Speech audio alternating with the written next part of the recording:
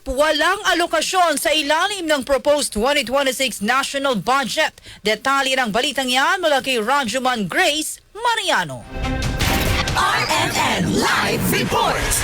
Kinumpirma ni Budget Secretary Amenah Pangandaman na walang alokasyon sa ilalim ng 2026 National Expenditure Program o NEP ang ayuda sa Kapos ang Kita Program o AKAP sa pulong balitaan matapos isumite ng DBM sa Kamara ang proposed 2026 national budget ay piniliwanag ni Pangandaman na mayroon pang natitirang pondo ang AKAP sa ilalim ng 2025 national budget. Bukod dito ay ikinatwiran din ni Pangandaman na limitado ang fiscal space kaya hindi muna nila isinama ang AKAP sa mga binigyan ng pondo.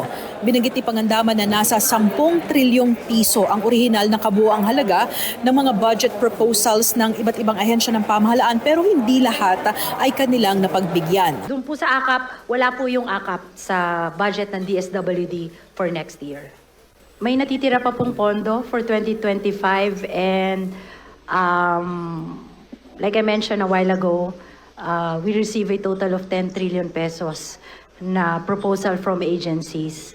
And given our limited fiscal space, hindi pa po muna natin siya sinama. Yan po si Budget Secretary Amenah Pangandaman. Kasama mo sa DCXL RMN Manila, Rajuman Grace Mariano, Tatak RMN.